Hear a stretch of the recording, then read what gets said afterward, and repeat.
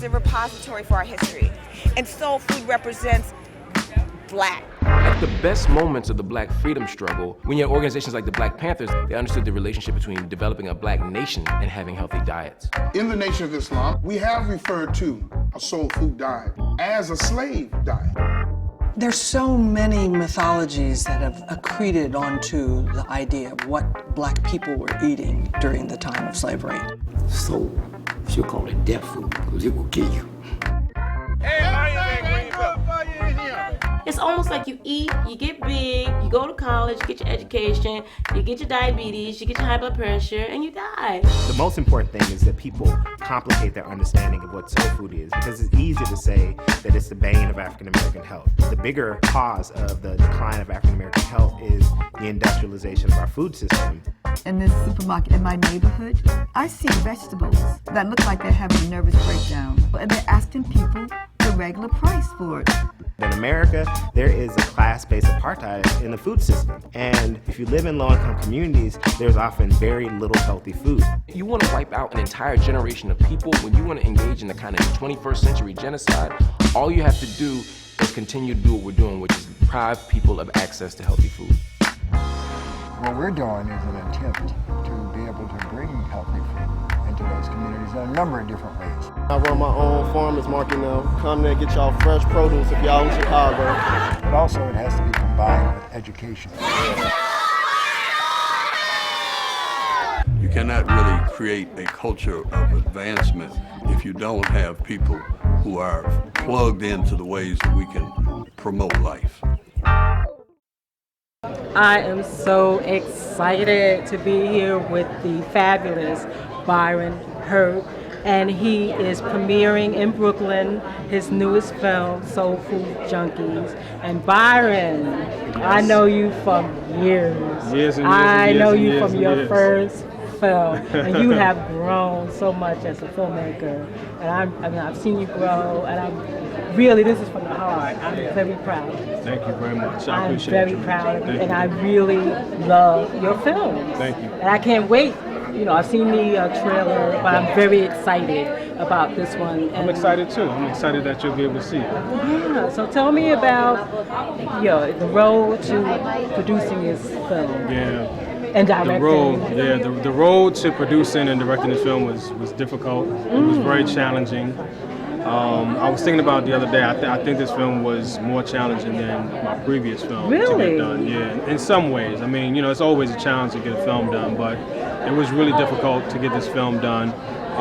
I thought it became easier. Well, I mean, in some ways, yeah, but when I was making Hip Hop Beyond Beats and Rhymes, nobody would answer any phone calls. I was making that film in a vacuum, and so.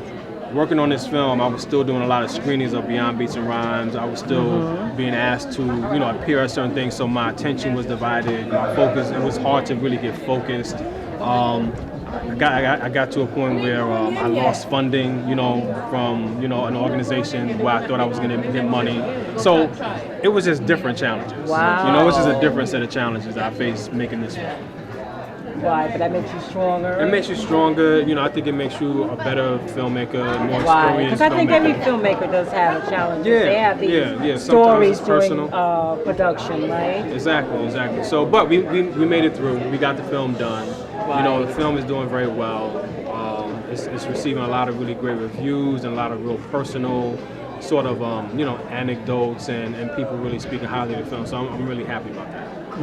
Good. So how does it feel about being here tonight? It feels great, I'm glad to see that people have come out, for the event. I have no idea how many people will be there, but I'm happy to show it in Brooklyn. I'm happy to be here at Real Sisters. It's an honor to be a male director who has been invited to, show his film at Real Sisters. So I'm happy and excited.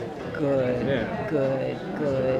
And I've noticed that each one of your films have that personal touch, that involvement.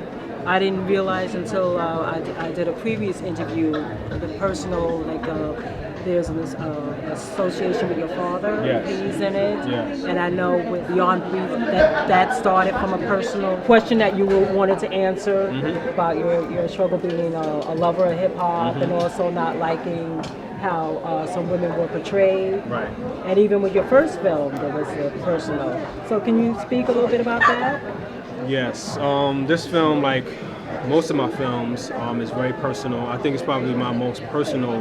This one is your. I think this is much. I think this is more personal than Hip Hop Beyond Beats and Rhymes. It's more personal than I Am a Man. This is about my family. It's about my father. It's about my personal connection to soul food. My family's personal connection to soul food. So it is deeply personal and it's very intimate. But I think that's one of the things that that connects people, viewers, to the film. Is the personal nature, the aspect, that personal aspect of it. As a filmmaker. Yeah, so I think that's what makes people really respond to the film and engages the people with the film throughout the film. So, and it's also funny. I mean, it's light. It's not heavy. It has this entertaining aspects to it. People laugh. People think. Some people have told me that they've cried. At certain points of it. So, I think it expresses a full range of emotions, throughout the film, and that's what I wanted to do. Okay, well, we are going to go in and see it because I've seen the trailer, and I've shown it to a lot of people, and they're very excited about seeing it. Yeah. So I will know more once I've seen the full. But I've been very anxious. Absolutely.